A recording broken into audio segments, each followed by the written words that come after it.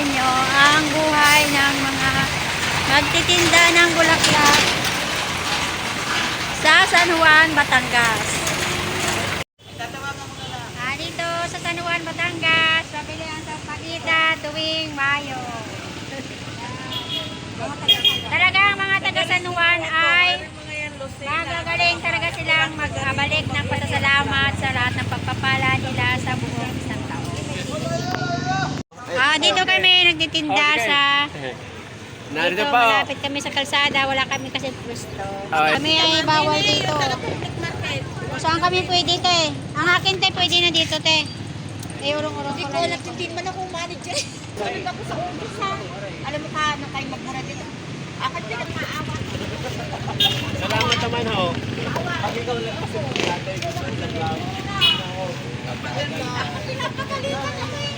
Nasakit na siya. Pinaayak na din. Nasa maalo ko, pinaiyak. Hanggang dito lamang.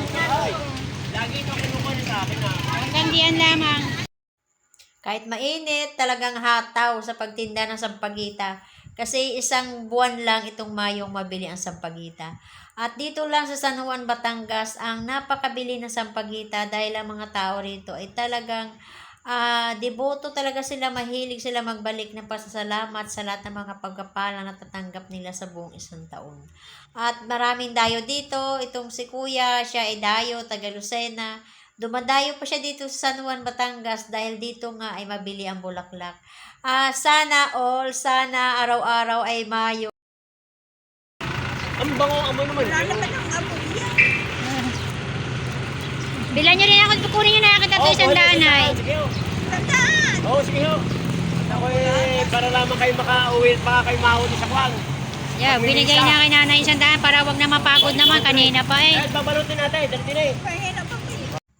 Pag mainit na, napunta kami doon sa gilid, pero doon ay bawal.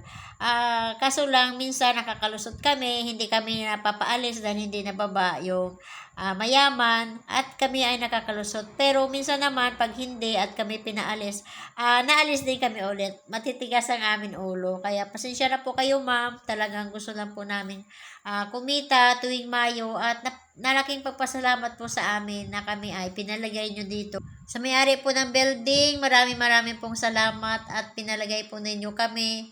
Kahit kami ay makulit, pasensya na po kayo. Dahil ito lang po ang pagkakataon po namin mga magtitinda ng bulaklak at sampagita na kumita po ng medyo maganda-ganda. At talagang maraming salamat po, ma'am. Sana sa taon po ulit. At sa mga bumili po sa amin ng bulaklak ngayong Mayo, maraming salamat. God bless you more.